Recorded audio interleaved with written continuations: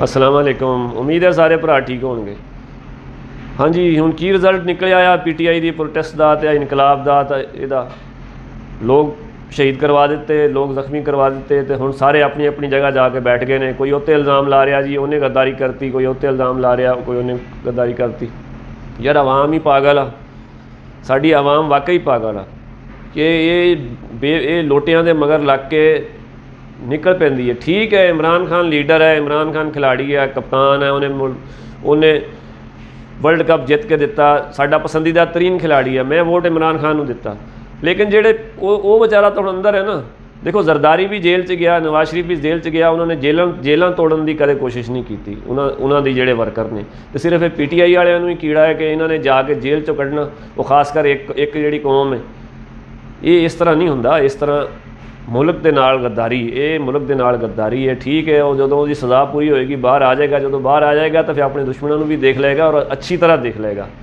लेकिन फिलहाल जिहड़ा है ना अवाम, जिहड़े बहरूपीए इन्हों के पिछे ना लगे। ये इमरान खान दे भी गद्दार ने, अवाम दे तो गद्दार है ही, इमरान खान दे भी गद्दार ने। देखो ना हुण की तो लोगों इकट्ठे करके लै आए, लोगों के बच्चे शहीद करवा दिते, मरवा दिते, जख्मी कर दिते।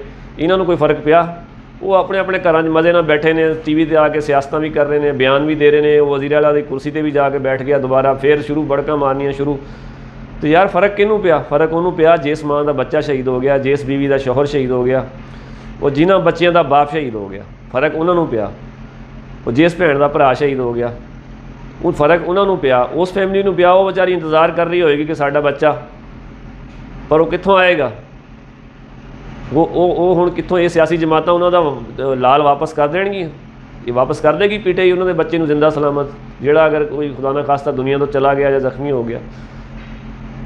ये मुल्क किहने वेचिया की कीता? लेकिन फ़र्क उन्होंने पिया जिन्हां दी औलाद शहीद हो गई। तो इसलिए नौजवान तबका पंजाब का खास तौर पर इस चीज़ तो बचो, अपना पुराना कल्चर अपनाओ। देखो मुल्क कुछ नहीं बदलता अगर सारे सियासतदान इक्को जिहे ही है। इमरान खान ठीक है, ईमानदार है, लेकिन वो नाल जिहड़े आने वाले आ, वो 3 सालों देखो जिहड़े फकीर सी वो अरबापति हो गए। तो इसलिए उन्होंने बाहर ही नहीं आने दे रहे, ड्रामेबाजियां कर रहे हैं। तो मेरे भराओ बचो इस चीज़ तो। मैं किसी पार्टी के खिलाफ नहीं, लेकिन तुसीं अपने काम ना काम रखो, अपने बुढ़े माँ बाप का ख्याल करो। नौजवान तबका पंजाब का मेरी गल समझे। अल्लाह ताला साडे मुल्क की हिफाजत फरमावे, साड़ी नौजवान नस्ल की भी हिफाजत फरमावे, ताकि यह आ बहरूपीए सियासतदानां दे हत्थां चढ़ के आपस ना लड़न, फौज ना लड़न, तो पाकिस्तान का बेड़ा गर्क ना करन। पाकिस्तान जिंदाबाद।